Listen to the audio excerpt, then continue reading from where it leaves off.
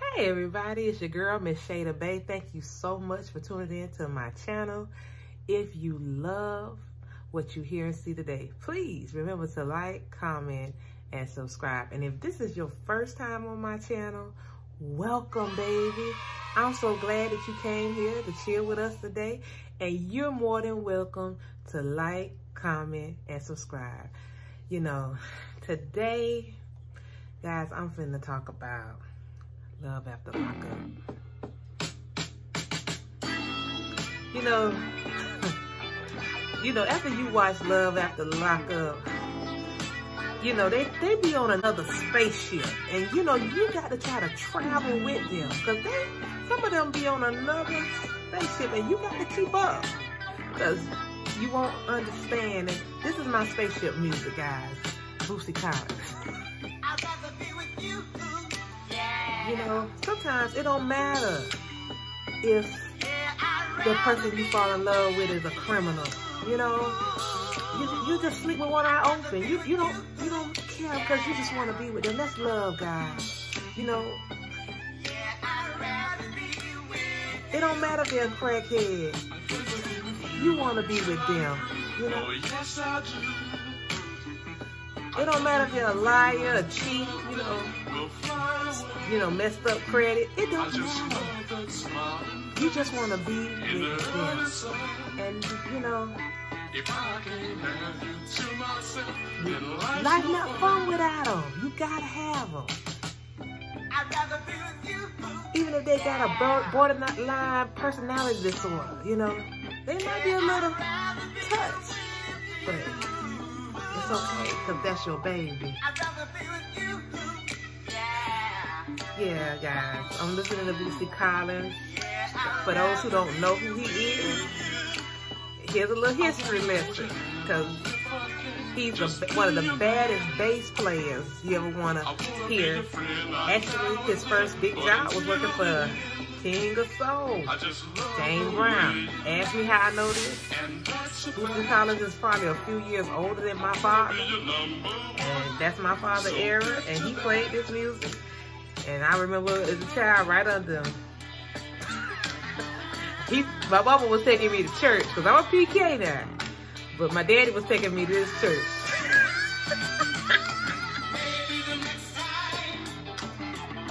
Okay, I'm going to get into it.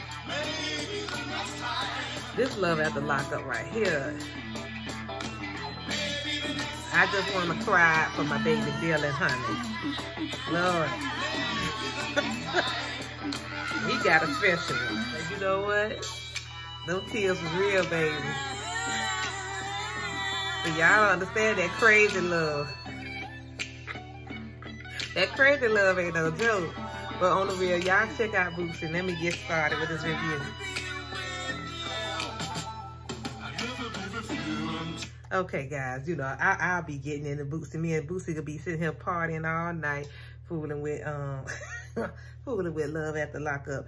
You know what? This group of people on Love After Lockup have really grown on me. After the last few shows, yeah, I haven't done a few videos because the last few shows on Love After Lockup with the old crew, you know, it just seemed real scripted to me. Like, their storyline has kind of ran out.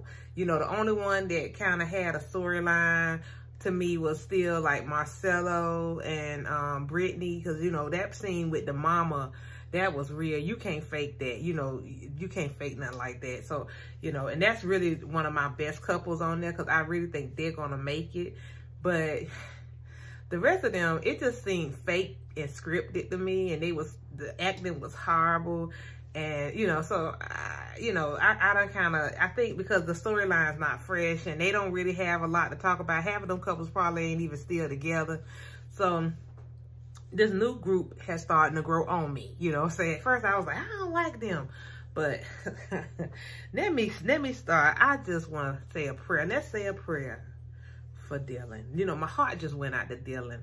Because Dylan went through the first Love After Lockup training day. Like, literally, he got out of jail and went on a crazy trip with it. It's hard to believe that happened within 2 days.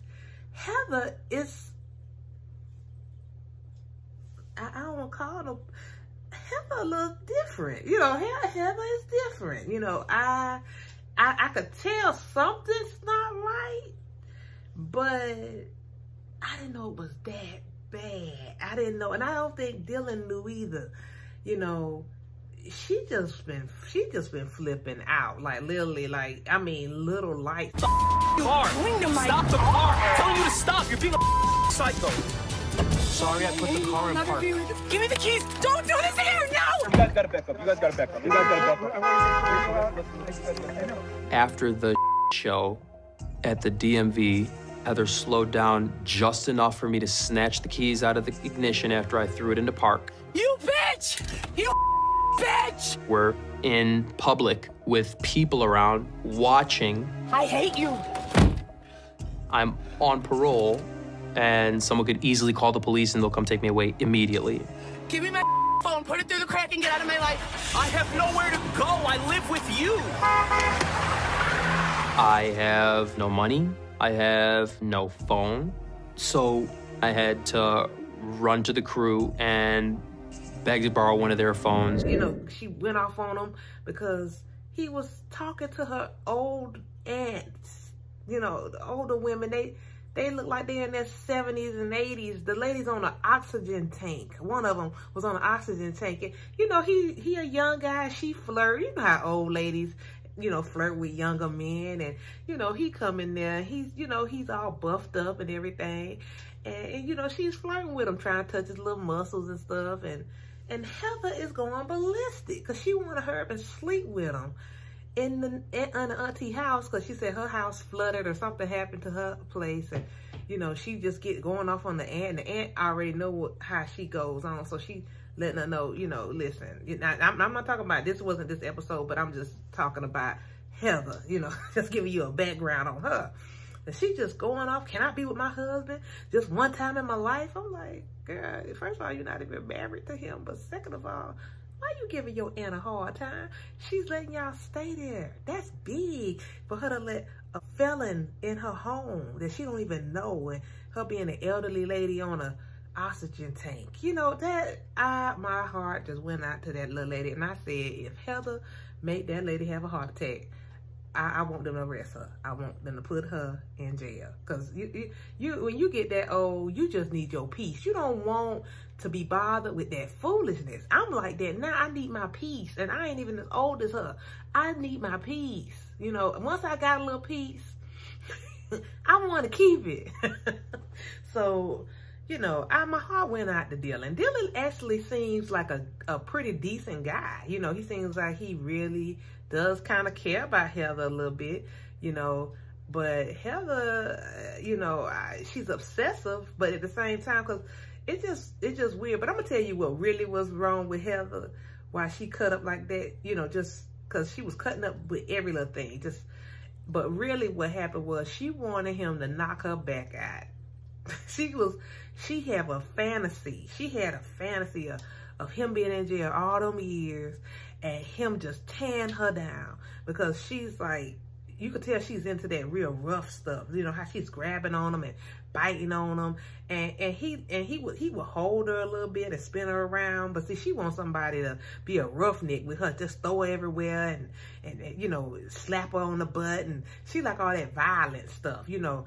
And I guess he was trying, you know, for him just getting out, you know, he did the best he could do, you know, like, you know, he probably had a few moments where he didn't, you know, perform, you know, but she said, you know, she was like, it wasn't good.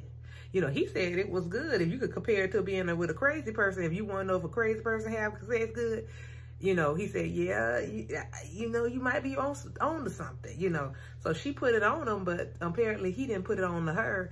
And I think at that point, the fantasy was gone for her. Like, she just, you know, all the dedication and all the stuff she was doing, the tattoos and stuff, she just clicked out. I don't know what's wrong with Heather, but I know she needs to see somebody. Heather needs help. I mean, this guy just made a comment about her putting on her makeup, making him late, which she was making him late. You know, it looked like it take about 2 to 3 hours to put on some makeup because Heather really not that attractive. She fixes herself up nice, and she knows she's not. That's why she has to put on all that makeup like that. And she's she's scared because, I mean, looking at him, he's an attractive guy. I mean, she cut up so bad to the point where she yelled at him. He had to take his keys. She was driving the car the wrong directions and stuff, and he had to take the keys from her, and she was yelling at him, "You B, I hate you." And, you know, she left him, and she said, "Get out of my life." He said, "I can't get out of your life. I live with you." So basically, she left him stranded. And, you know, he was in the car, and he was crying.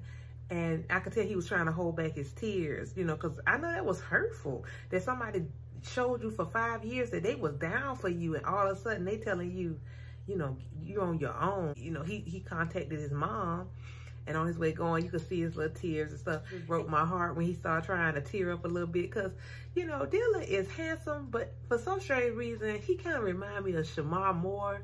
And I don't mean they look alike, but it's something about Shamar Moore. Like, Shamar Moore is handsome, and he, you know, he works out and have a nice body. But at the same time, when I see him, I see a Shih Tzu dog, like a puppy. And that's the same thing with Dylan. It's like I see a man puppy, a little bit. You know, I be like, oh, okay, kind of, he handsome, but he look like my Shih Tzu too at the same time. I see him with his little man bun and everything. And I was like, his little eyes and how they remind me of my Shih Tzu eyes. And I just say, oh, you know. So he got double cuteness, I guess, going on because he looked like a puppy and a man at the same time. And Shamar Moore looked like my Shih Tzu too. You know, God rest my baby in heaven, Lord, you know. But anyway, I'm talking about my Shih Tzu. Shout out to the Sammy oldest. Oh, I miss my baby. Anyway, but so he had to go meet his mom, and his mom told him, you know, I got your back. You know, that's what mamas do. Oh, poor little Dylan. I just felt for him. Things have just been unstable since I got out, and I don't know. This isn't what coming home was supposed to be like. We're supposed to be happy. I don't think he knew she was as crazy as she was. Well, I hope things get better for Dylan. I really do. You could tell he was raised right. He carried himself really well. I think Heather just lost it. She's not going nowhere. She's going to pop back up because that's that craziness in her. She's going to act like nothing ain't happened. I bet you she going to come back on the next show like nothing ain't happened and blame everything on him. But anyway, I don't know how he's going to get out of this. This couple here, John and Christiana. Listen, John and Christiana. John, first of all, I think John be trying to come from a good place. But I'm going to be honest, I don't think he's a good fit for Christiana. Ever since he's been in Christiana's life, like literally, he's been making her make bad decisions. Like when he got her out of jail, when she just got out, she had to be at that halfway house at a certain time. And he's so selfish. I think that's my problem with him. He's very selfish. He was like, we getting married right now. How you just gonna marry her? She just got out. Let her get through the halfway house first, and then y'all get, no, it had to be on his time. He didn't care if the place was an hour away and everything. He had to have his ceremony. He had to make this big old platform, podium thing, you know, for them to get married under and all this, you know. He was just doing the most. This Christiana is a drug addict, okay, and that's part of the reason why she has been in prison for being on drugs. And I was kind of disturbed by the fact that he was leaving her money. Like, before he started leaving her money, you know, she was supposed to go out and get a job, you know, try to look for job, get job referrals and stuff like that, because that's part of her development of getting out, trying to be getting into civilization. They have to pay, you know, they gotta pay where you stay, and you know, and all that. They trying to, you know, help her be responsible before she leaves. And instead of her going to look for a job, here he go picking her up every day, taking her to get lunches and stuff. you know, and acting like she gonna get a job application and stuff. And I know you want to spend time with her, but let her develop, let her get her stuff together. You know, it's like she couldn't get her stuff together. She ended up getting in trouble. And because they followed her and they found out that he was riding around with her and stuff, and she ended up getting in trouble. So they wouldn't let her visit him. So then what he started doing, he still was contacting her, and she said she needed cigarettes, and he was leaving money all around the city for her to pick it up. And I had a problem with that, because I'm like, she's a drug addict, John. Why would you leave her money? You know, I don't care if she needed cigarettes. She would just have to be without those cigarettes. Because the first thing, she already let us know that it's drug addicts at the halfway house. So all she needed was some money.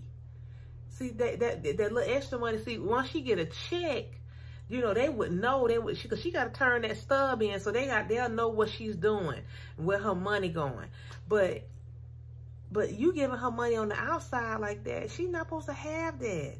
And I feel bad, because I really believe that's the reason why she fell back into drugs. Many times and failed and failed. Now I'm gonna have to go back in and just face the music.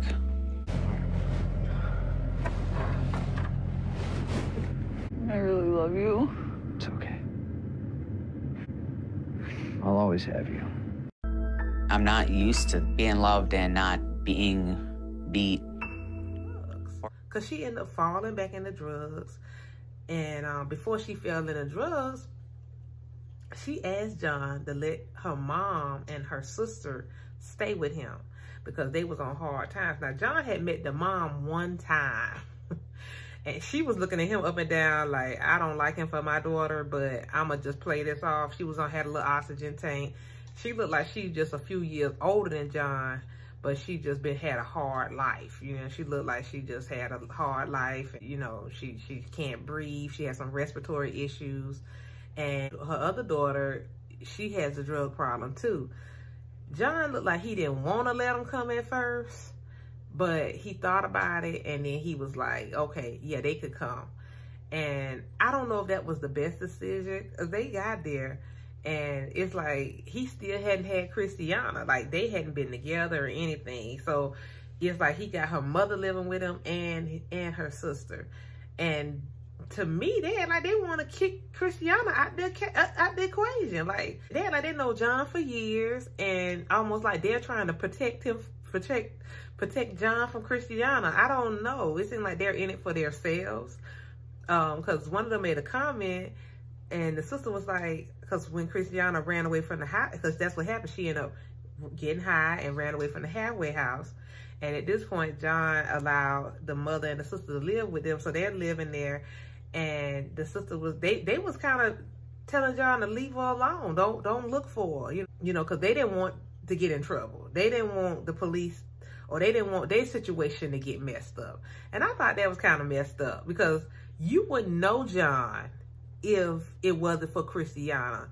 That's his wife. So I feel like, you know, I understand what they're saying, that they don't want to get in trouble, but y'all need to make y'all own connections. Because, I mean, he's there for her, and he's allowing y'all to stay because of her. So he goes out and looks for her. He finds her and bring her back to home, and, you know, she looks a mess, and she just said, I don't know what made me get back on these drugs. She, you know, she has to turn herself in, but she don't want to turn herself in yet. Her sister and her mom, they're encouraging her to hurry up and turn herself in, because it's worse, you know, and she knows she's going to go back and do some time. So, you know, that's sad, because, you know, because John looking like, dang, I'm not going to still have her. This episode, they just did too much. You know, I just couldn't take. Sometimes, you know, love, y'all got to ease stuff on us. We don't be ready for some of that stuff y'all be putting on us. Because to see John and Christiana in their hotel room, because they was trying to consummate the marriage, and this man has said consummate about 95 times. You could tell this has been on his mind for a very long time. You know, he was ready to consummate the marriage. You know, Christiana and her mama them got them voices like Marge Simpson's sisters.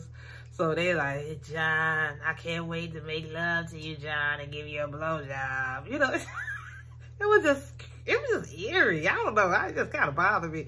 And he took off his shirt and then she squeezed his booty a little bit.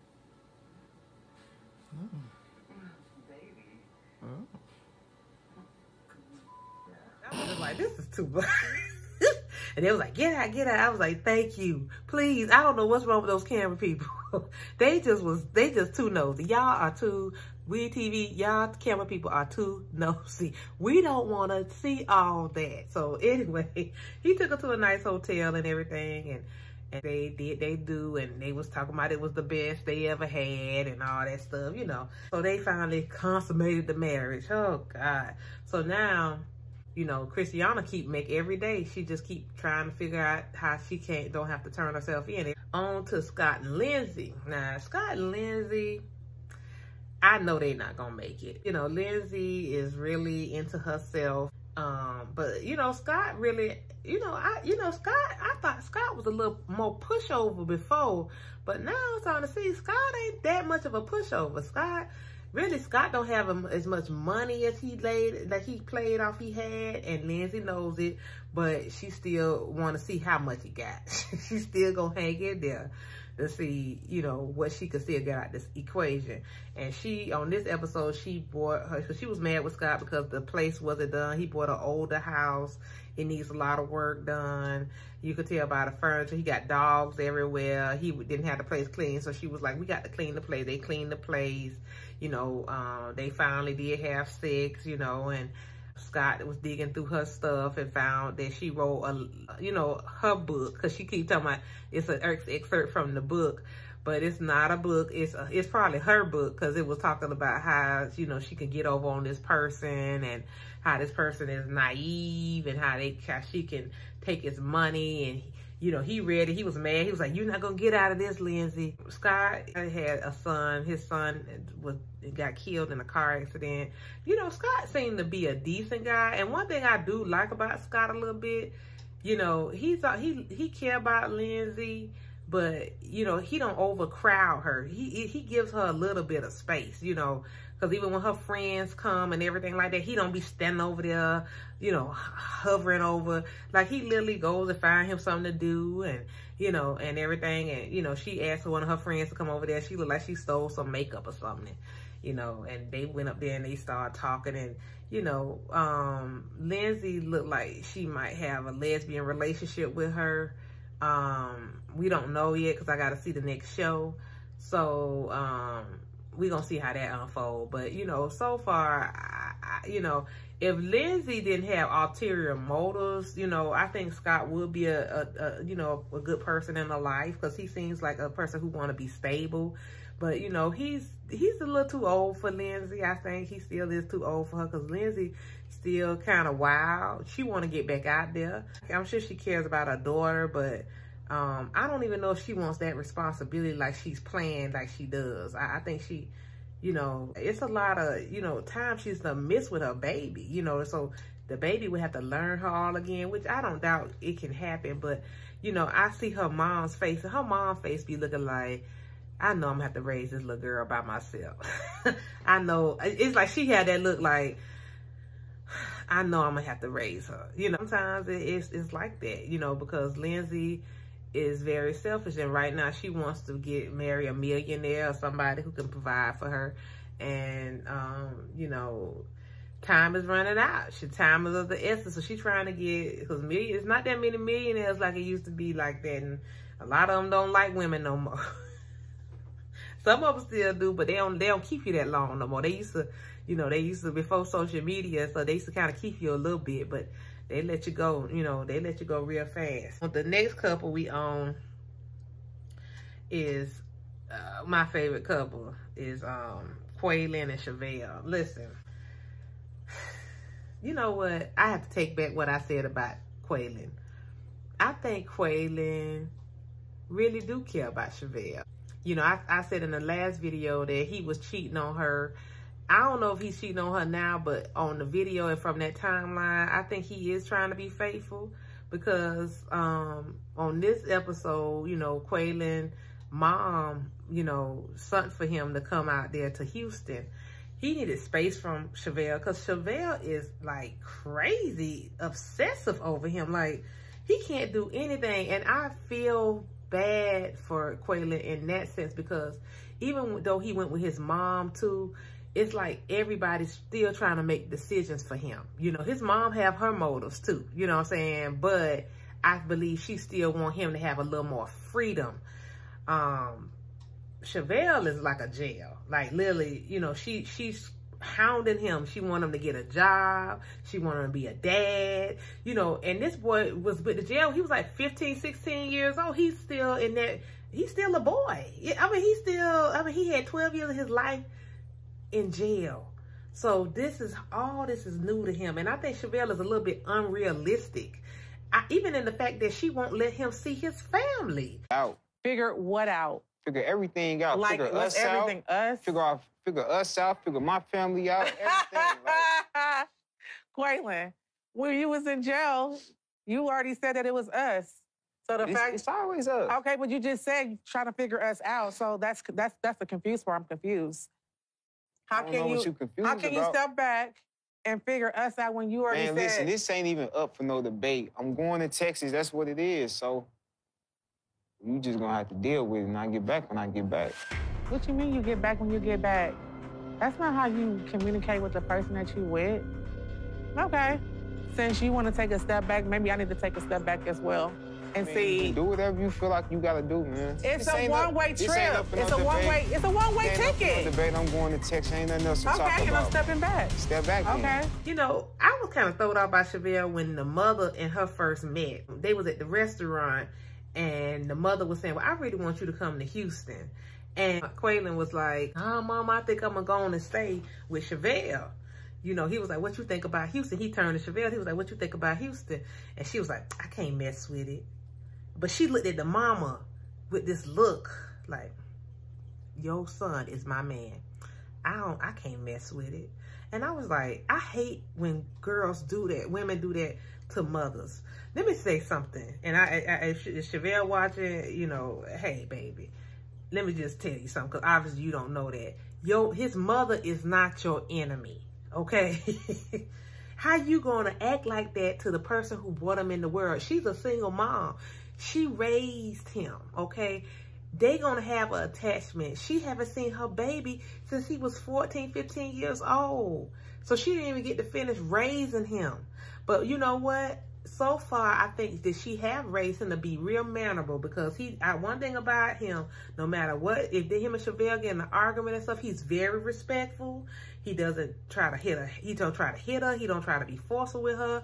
But he stands his ground, which I love, because when she took him to her pastor to have a conversation with him, you know, they was talking like men and had a discussion. And as soon as they left, she was like, so what you and the pastor talk about? He said, well, none of your business.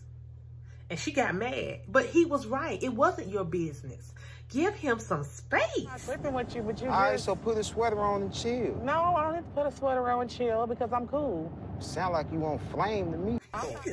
It's just too much. Gotta kind of get tired with her, how she was standing over him at that zoo. And she was, you know, you could tell Chevelle is I don't think she's the only child, because I think she said she had brothers, but she's the only girl, and she's used to getting what she wants. Because when Quaylon was telling her that he was going to make a decision to go to Houston, and he had a one-way ticket, she started like, she was laughing and acting. Every time he was talking, she was just being rude. And I said, this girl is something else, because that control, she wants to. And see, you can't do somebody like Quaylon like that. He needs to feel like, you know, he needs to have a chance to kind of spread his wings a little bit. You know, you done pushed this baby on him, and I know she's a cute little girl, Maila. She's a cute little girl, but she's, you know, you got this man, you got that little girl calling him daddy.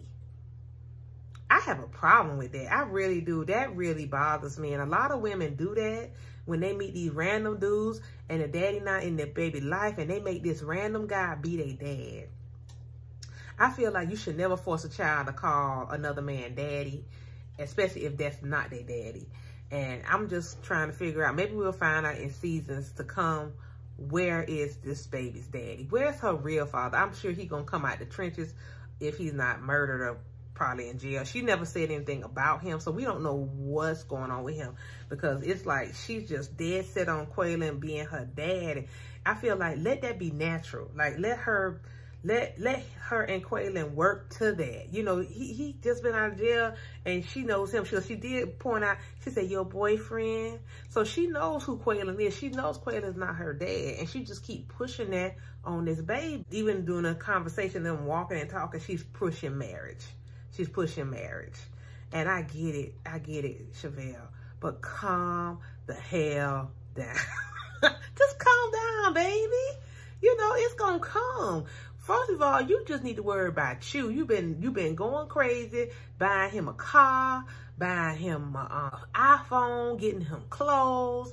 You know, you need to focus on getting your hair done and getting your teeth whitened, and you got other stuff you need to focus on. Focus on you. And you know what? I was so glad to see. So somebody showed me a picture, a page, her picture, and I said, look at Chevelle.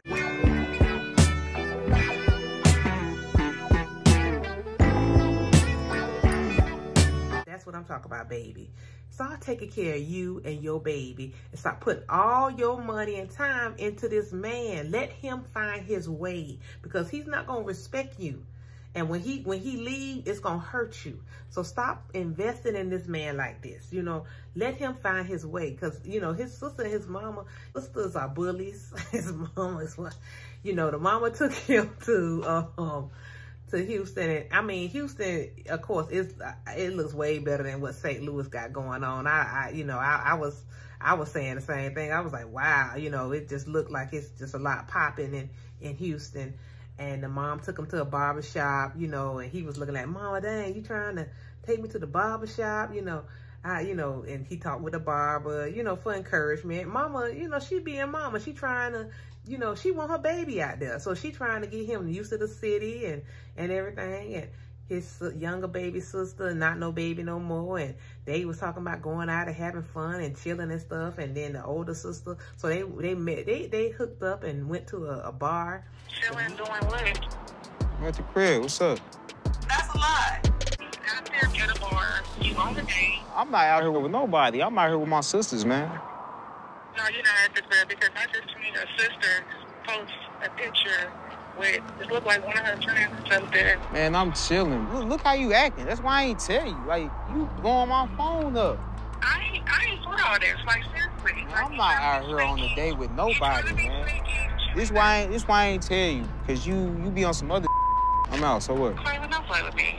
Like, Listen, I'm man, not the person to play with. You already know I'm out here, and I'm trying to build with my family and all that, and I need space and time to just get my mind together. Get your mind together. Yeah, you blowing my phone up. Like, you ain't got to be doing all that. Whatever. You gonna keep blowing my phone up all night? Because I turned it off. Like, You gonna play? my ultimate goal in a relationship is marriage one day and a family. But at the same time, this is my life. So she has to be the woman for me. What's up with y'all? Y'all good? What's up? You good? Everything cool? Man, I'm straight, you know.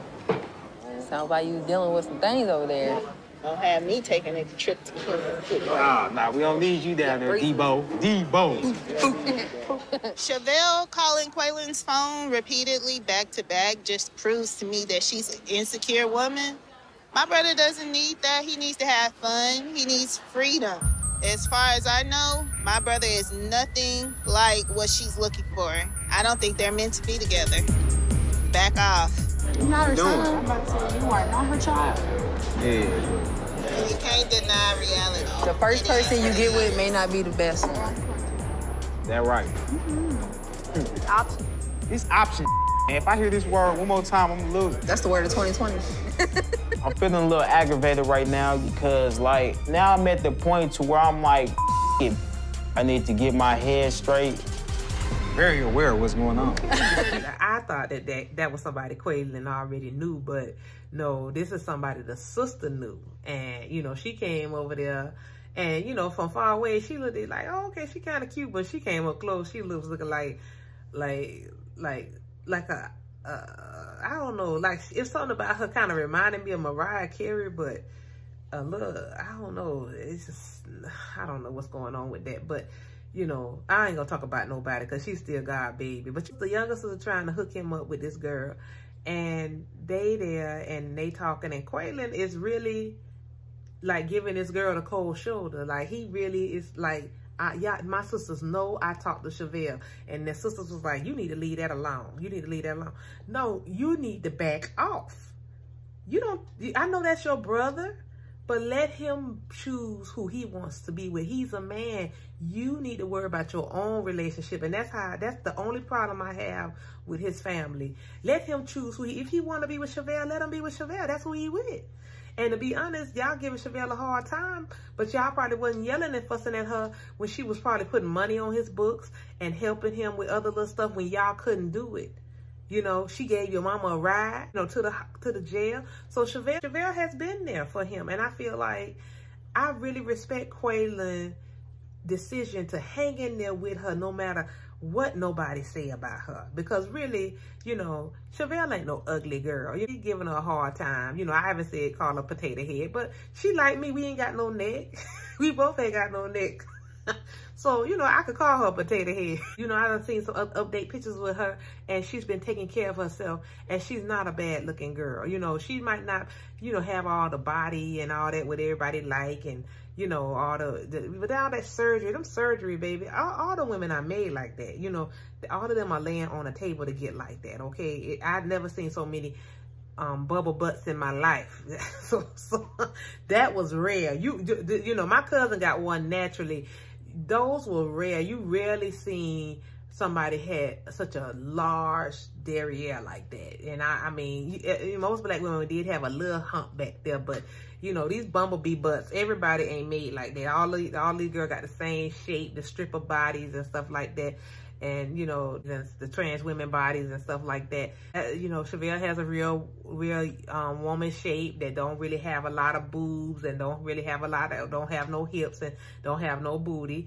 So, you know, just let her be. She, you know, she just long as she take care of herself and dress nice and keep herself up nice, that's all I'm concerned about. Because, you know, she seems to be somebody who do have her head on straight about business. I have to respect that. You know what I'm saying? It looked like she take care of her daughter. I like that. I like that she keeps her daughter up. I just was mad with her when she gave that money, to spend that money on that boy like that. To me, that was too much. That was too much. Let him find his way, baby. You know, so that's the only problem I had. But anyway, I wish her the best. I do, because I know what it's like to love somebody. And when you love them, you do stuff like that. You try to invest in them and stuff like that. But you know, it get to the point where they disrespect you because they take you for granted. You know, even when he was saying, well, I'm going to hang up on you, you know, he was tired of her because she was blowing his phone up. He can't even have no freedom. She's every 10 minutes accusing him of cheating. You know, you have to trust him. You gotta, if you want to be with him, what you with him for? You don't trust him. You got to trust him. So, I mean, that was an issue. You know, I think sometimes when you deal with your own issues, maybe, you know, you tell, you know, because she's harassing the hell out of Quaylen. But Quaylen really did hold his own with that young lady, even though the young lady was flirting with him and the sister was pushing him on him. You know, he still was saying, everything in his being was saying, I'm with Chevelle. And I gained so much respect for him on that. Because they've been trying to make him feel bad about dating Chevelle, and it's so many beautiful women. But you know what? It is a lot of beautiful women. But some of them are shallow. Some of them don't have what he needs. And we done got in a society where everything's aesthetic. But what about the inside? Because even though Chevelle has been getting on our last nerve, blowing Quaylen's phone up, nagging him about being Maila daddy, and harassing him about seeing his family, which that's absurd to me because he been in jail 12 years. You don't want him to spend time with his family? Well, how long? Even if he stayed there a year with you, you would still have a problem with him going to see his family. You know, you don't want to jump up and leave your family. You want to stay in St. Louis. And he want, you know, so let him spend time with his family. Let him connect with his people, baby. What is your problem? I mean, it has been tripping. But I hope that she stops and slows down and calms down. You know, I saw some videos of Quaylen. He singing and, you know, rapping in strip clubs and stuff. And, you know, people making comments saying how, you know, it won't be long before he be cheating on Chevelle with the strippers and all that. But you know what? I really think Quaylon has integrity. And I'm going to give him that, you know, because that don't come cheap. I could tell that's why his mother knows she did something right with him. And, you know, and that's why, you know, she knows her son. He seems like he's loyal. And I think if they have that, and Chevelle can trust him, you know, and stop spending all her money on him, because that's what's making her eerie too. That's what's making her shaky too, because she done invested in him. You know, so slow down a little bit, baby. Invest in yourself. Keep yourself up. Invest in your baby. And put the rest of that money up. Stack your dollars. And let Quaylon start building himself. You done enough for him. So don't do nothing else for him but show him support and the love you give him. That's it. That's all, you know, and don't give him too much love, because, you know, they get comfortable, then he ain't gonna want to put a ring on it. So don't put too much love in it. But anyway, that's enough about Chevelle. It's Sean and Destiny. Sean, I'm gonna be honest. Sean's been getting on my doggone nerve. Now, one thing I can say about Sean that Lindsay didn't get was, it was like Sean did have a little good job and some money. He really has been showing out with Destiny. You know, I think he broke his 401k though, but still he's been kind of showing her that, you know, he can provide for her. They got a nice home in Las Vegas, and it's expensive to live out that way in certain areas. But that's a nice home they stay in. They got a pool. Anytime you got a pool, you paying a little bit of money, and that's a nice place. It's way better than the house that Lizzie and Scott live in. One thing I can say about Sean, he have some good friends. That guy that I don't know his friend name, but you know, he called it. You know, he been hitting the nail on the head with Sean. Sean finna get his heart broke. Destiny gonna break him, because Destiny really, I think Destiny the type, she'll care for him, because as long as he keep providing for her. So she's like a gold digger, you know, she's a true gold digger, because she wanna have fun. She's not interested in being no man's wife, really. She's not even wife material right now. She likes to sleep with women. She want to get high again. She want to party. You know, she was flirting with the lady at the furniture store. You know, she got women names tattooed. I mean, Sean is slow. He needs to be evaluated or something. This girl got women names tattooed all over her body. She likes women. And really, when somebody tell you, I mean, I saw one interview where she called herself a dog. If you dealing with a woman who calls herself a dog, that means she's telling you, baby, I'm going to be a B for everybody. I don't discriminate. Whenever I'm in the heat, I'm going to give it up. That's basically what you're saying. Because dogs don't care. They do it anywhere.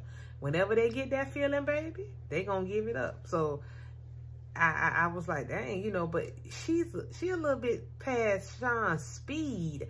I don't know why they was only talking like 3 months and he's already proposing, because what aggravates me with Sean the most is he had 6 children with one woman.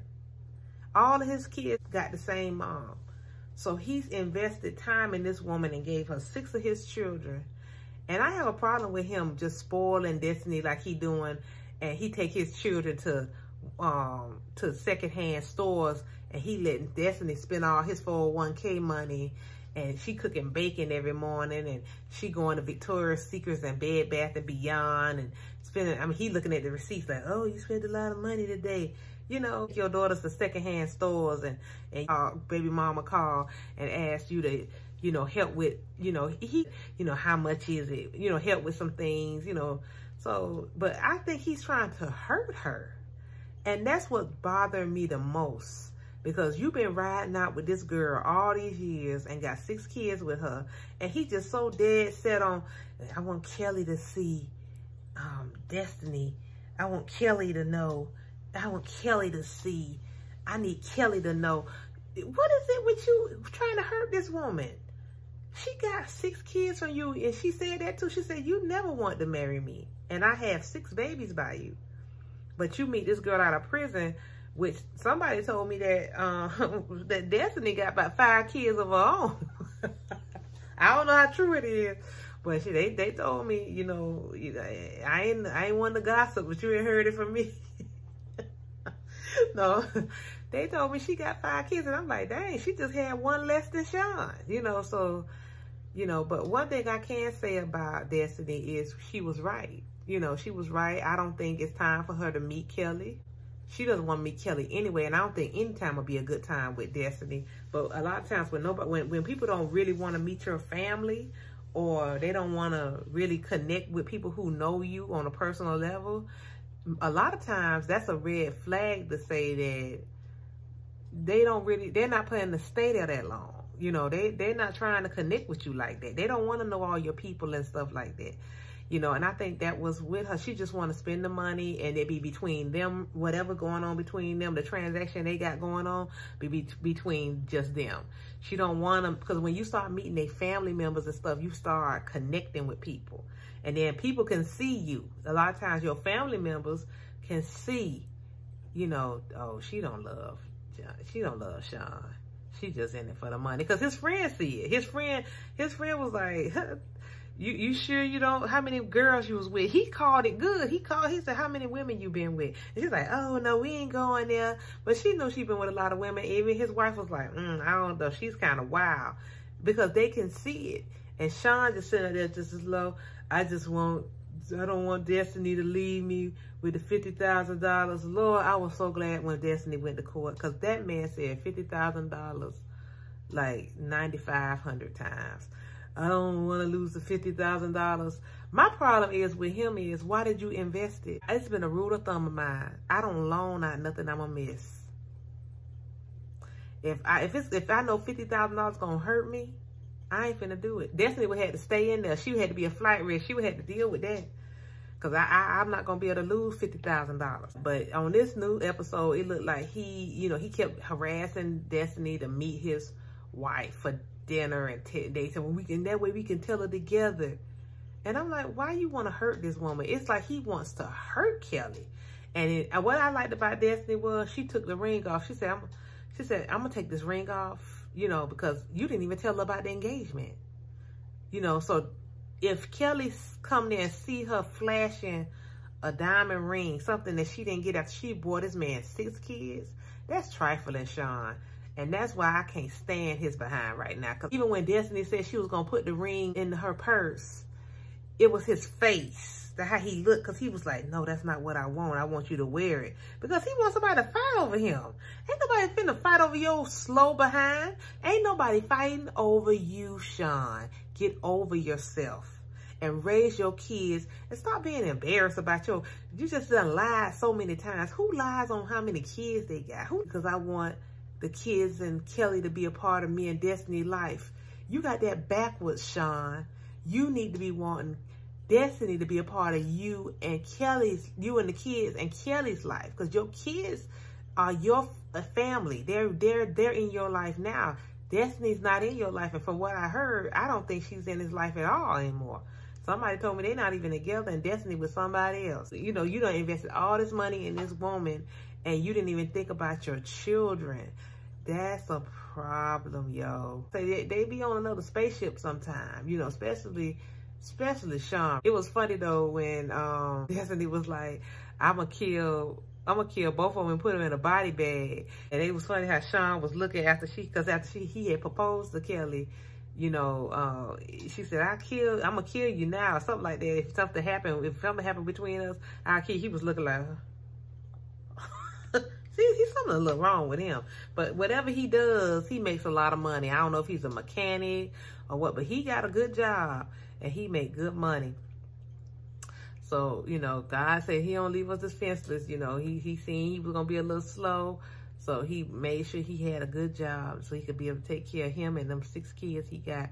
But, you know, I just don't like how he's doing his wife. And I hope it backfires on him because you don't do people like that. You don't try to, it's like he's trying to hurt her. I don't know what Kelly did to him, but it's like to me, he's just trying to hurt her. And Jessica and Maurice, You know what, though? I kind of like Jessica. I'm going to be honest. I think she's a sweet person. I do. I like Maurice, too. But Maurice, I think he is looking for a family. Obviously, it sounds like Maurice had, like, this troubled childhood, or he didn't have a family, or he was raised by a single mother. My issue with Maurice is that he always putting his family down. Now he's in this family that have stability, and he's just losing his mind. But I thought the sweetest thing was her dad has been really kind, and I could tell in his eyes that he's not used to looking, you know, dealing with black people that hard. But I could tell he's the first one that he's actually really been dealing with. But, you know, he have a kind spirit, and I think it's coming from more so of, you know, him wanting to have him being okay with who his daughter chooses in her life. Because, you know, Jessica is sweet and everything, but she's not the prettiest girl. So I know he thought to himself, you know, my daughter, she's not gonna probably get, you know, the best guy. So he's grateful that, you know, Maurice is a handsome guy, and maybe they'll have beautiful babies because she is pregnant. But the thing is, I think he would feel better if he was like a basketball player, or, you know, he have some height on him, he made some money or something, you know. You know, he don't have no money, he don't have no skills, he don't have no job, because Maurice is young. I think Jessica's like 7 years older than Maurice. Maurice still a baby. He like 24, 25 years old. So he don't have no life experiences. You know, he just happy. This is the best. I mean, he was going on about the carpet and the floors. You know, he's ignorant to a lot of stuff. And when I say ignorant, it's not a bad thing. It's just that he doesn't know. That's what ignorant means. You don't know. You know, and he doesn't know a lot of stuff. And I think Jessica's dad, seems very supportive. You know, he loves his daughter. He found out that Jessica had told Maurice not to let him know that she's pregnant, but he told the dad. I think he just felt like, I want to keep this relationship between me and her dad where things is honest, and, you know, he don't want to lose that, because really he wants that relationship. He wants a father figure. So he sees her dad as a father figure. He's longing for that. So he don't want anything to mess that up. But I don't know. I'm trying to see how this gonna play out, because Maurice is a lot thuggy. He you know, he got a little thug in him. He really a good kid. You know, he really a good guy, but he still got a lot of street in him. He don't know nothing but the street.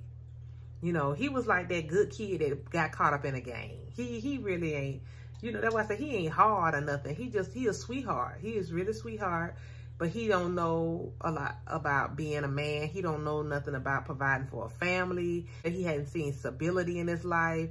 You know, it's a lot of things he haven't seen, but he's excited. And it's great to be excited and to be in love and, you know, and everything, but he gonna have to go on and make that paper. He gonna have to try to get him a job. He gonna have to provide, because when them babies come in, and mama and grandma them already said, listen, we love y'all and everything, but y'all gonna have to raise them babies. And I believe them, because they ain't trying to be taking care of no babies. I just hope that Jessica could hold her own, because she seems very impressionable. Even though she's older than Maurice, she seems like she's easily impressionable. You know, like when Maurice tell her to do something, she just fall in line, like say ride or die. Ride or die. You know, she's very impressionable. Yeah, I just, you know, I hope it work out. You know, that's all I can say. I hope it work out. No, I talked a lot of trash about them, but you know what? I truly do want them to win. I love Maurice and Jessica together. And out of all the fellas that's been on Love After Lockup, to me, Maurice has been the most grateful. You know, and to me, he seems like he really loves Jessica. He's happy when she's pregnant. He's happy to search for venues. You know, it's people that got money and everything, but they don't have somebody that's rejoicing in these events. They got somebody moping behind them. They mad because they pregnant. They mad because they ain't ready to get married. Maurice is just so refreshing in that area, and I know that he wants to do the right thing, and I want him to win. I want Jessica to win. I want the baby to be healthy and beautiful. The only thing that messed this whole thing up for me was me, because I could not get over how dirty his nails was. I hate OCD. It's ruining my life, guys. You know, but other than that, you know, he picked out a beautiful ring, and he did a great job, and I'm so proud of him. I'm like his mama. Go, baby. Go, son. Go, son. This is the most romantic spot I've been with my wife. It's beautiful. I'll let you two talk in private, and if you have any questions, I'll be at my office, okay? Yes, ma'am. This is nice, babe. Yeah, I like this one. You know I appreciate you, right? Yep. And you know I love you, right? Yes. I never, ever want to sleep without you, be without you. I love you from the bottom of my heart, Jessica. There's nothing I want more is to start my family with you, be there with you every day. I appreciate you, babe, for putting your life on hold for me, coming and visit me, skipping bills just to make sure I eat. I really, really appreciate you, babe. So with that being said... What are you doing?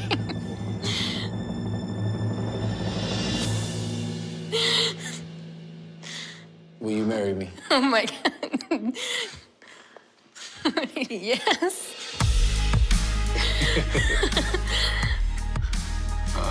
Shane. Oh my God. Where did you get this?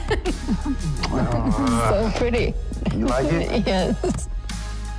I love it.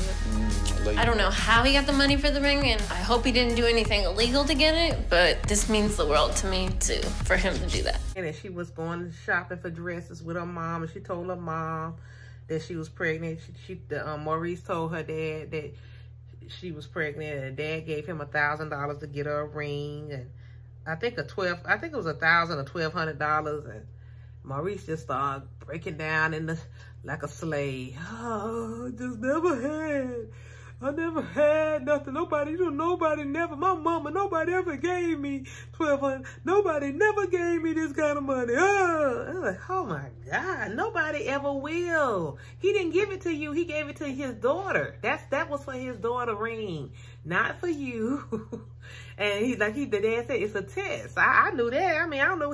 Nobody ever gave me nothing. Ain't nobody giving you nothing in his life, Maurice. That's one thing you got to already learn. I know you're still a little young, but just know that's fantasy. We got to get out these fantasies. You got to work hard. You got to work for what you want. Nobody ain't just coming up to you, giving you $1,000. I mean, it happens, those rare sporadic moments where somebody decide to make a YouTube video to make it go viral, and they get a couple of $1,000, and they just walk up to a random stranger and give them $1,000 and say, "Hi, do you need money? Here go $1,000." Okay, that doesn't happen every day, and that's not real life. Now we get caught up in all that stuff, you know. So you got to work hard, Maurice. So you need to be looking for a job and stop laying in that bed, drinking all that liquor and smoking weed. Because I know you got Jessica in there drinking and having sex and smoking weed. Because she's like, Jessica, like one of them little impressionable white girls who always wanted to be with a thug or a black guy. You know, she come off like that to me. Like, she be like, you know, like, she'll just go all the way, you know, like, cause she was kind of hyped when they thought when they was driving in that car, and he was like, you know what, forget that, let's go to Nevada, let's go. And you said, but you shouldn't go, cause you know you got parole. But she was willing to do whatever she was gonna drive. She was gonna drive him there. You know, that's why the daddy was looking like, you know, he know his daughter impressionable. He know that's her fantasy. You know, that's her fantasy, and she'll do anything for Maurice. You know. So, but I hope, you know, she make better decisions, and as his elder, start guiding him out of those, you know, she need to be more strong for him and guide him out of those habits, because all that is inner city, drug, poverty, habits, all that stuff he does. He don't know nothing else. And you brought him into this area, so you need to show him something different. But Lockup, you know, I still miss Angela and Tony. You know, that's my favorite. I love Angela and Tony. I just love Angela. That lady, oh my gosh. They just need to give Angela her own show. I love Angela. But yeah, like I said, you know, it is what it is. You know, you can't help who you love. I'd rather be with you, yeah. You know, if you love what you heard and seen today, please don't be shy. Hit that subscribe button, baby, so I can keep giving y'all this content. You know what I'm saying? I'd rather be with you. Y'all fall in love today, okay? And when you fall in love, get you some boosted collars. I told you we had to get on that spaceship, baby. Anyway, y'all enjoy y'all day. Thank you for chilling with your girl, Miz Shay Da B.A.E. Have a good